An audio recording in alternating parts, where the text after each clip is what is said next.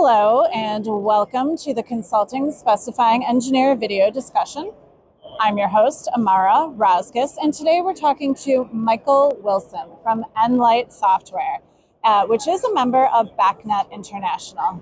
Hi, Michael. Thanks for being here today. Hi, Amara. Thanks for having me. So today we are at the AHR Expo in Chicago, and it's a show that focuses on HVAC, controls, building automation, and other related engineering topics.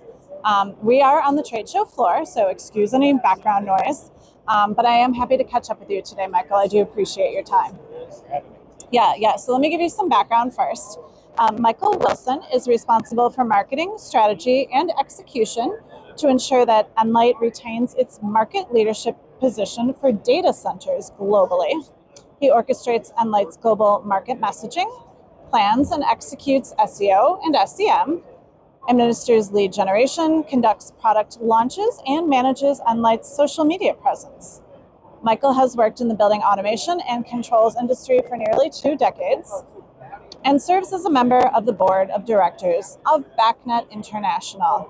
And he's also the marketing committee chair. So you're clearly a busy man. Lots of hats. Yeah, lots of hats. I'm glad you're here today.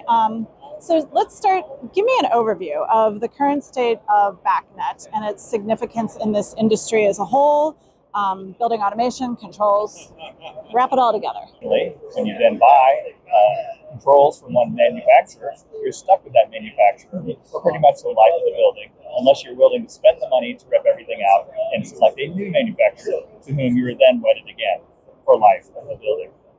BACnet, and in the introduction of open protocols in general, but BACnet specifically, democratized this and made buildings finally open. Building communication was open. Manufacturers could be mixed. Vendors could, or commercial building owners could then select best of breed products from different manufacturers and have confidence they can talk to each other and pull them all into a single system. Okay. So let's jump a little bit into the future. So artificial intelligence, AI. It's a big increase in every industry, especially, when we talk about technology or engineering or anything like that. And looking at AI, how do you see it influencing what BACnet is doing, influencing bringing all these communications together? What are the changes? Right, so it's not yet the magic bullet that we want it to be, but it will impact this industry. I think in this industry in particular, initially, generative intelligence tools will be used primarily by building controls technicians, low technology, high touch folks that are out touching different pieces of equipment, typically younger people that are new in their careers. This is a fantastic place for a tool like generative AI to help them succeed. With regard to building automation and controls and communication platforms, I think it's going to take a little while, a few years, before AI is really useful in building communications at a higher level. Okay, and that makes sense. And I mean, looking at this as a whole, cybersecurity is an issue or a question people are concerned about. All of that security really brings up a lot of issues with engineers, particularly. So, what is BACnet doing to help ensure that security, or deal with that challenge? Absolutely. So, one of the most quickly adopted resolutions in BACnet was BACnet SC. It flew through committee. Everybody recognized and realized we needed to do a better job of securing buildings. When you have open protocols, it's open.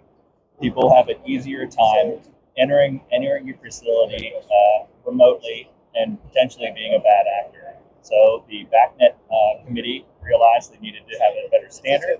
They came out with BACnet SC. Rapidly after the production of BACnet SC as a standard, BACnet International launched the BACnet SC program. Many manufacturers, about 15, got together and they worked through that standard, accelerated the release of the first BACnet SC implementation capabilities. And then this year, we're following on with the Cybersecurity Acceleration Program. Again, multi manufacturers combining together to make an environment where we can have BACnet SC for secure information exchange between multiple vendors and further secure the buildings. Okay, so BACnet International is doing a lot. We're trying. Yeah. How are you keeping people up to date and educated on all of this? So the primary way BACnet International educates people, the community, the world, is by events. So we'll have events like this, like AHR Expo, pretty much the biggest event there is in our industry, an ASHRAE event also. And we go to events, we have individual conversations, answering right now, as we are doing now, very, very basic questions for folks that don't know anything about BACnet, to sophisticated questions about how do I do this, that, or the other, or what would you recommend I do under situation X, Y, or Z. In addition to that, we run education classes. So yesterday and all day today, we have free education classes, free and open to this public. This is a free show, and those are free education classes. And then we have the BACnet Institute as well, which is free online training available at BACnetinternational.org. And it provides, in addition to education that's free, CEUs, and then we have a ton of history of articles over time. Okay, so lots of different ways to get the information. Yes. Yeah. So I want to come back, Michael, to something that you were talking about earlier, and that's AI. Okay. Are you using AI in your day-to-day job, or? Actually, yes. My job is director of marketing. One of the things marketing people do is create art, and we use generative AI to create art. So we happen to use a tool called Midjourney in our particular organization, and it is a wonderful AI tool to help enhance our efficiency. And as I told my employees, don't panic about AI. AI is not here to take your job. It's just a tool. Adopt the tool, learn the tool, and leverage it to your advantage. It separates us from the animals. Exactly. Yeah. Well, thank you, Michael. I do appreciate your time today. Thank you, Amara. Yeah. So I'm so happy that we could connect on these building automation topics. This is, again, a fabulous venue for it, like you just said. Yes. And I would like to invite you to get more information on building automation and a variety of other engineering topics at www.cscmag.com. And don't forget to check in here regularly for more videos, articles, and additional information. Thank you, and goodbye.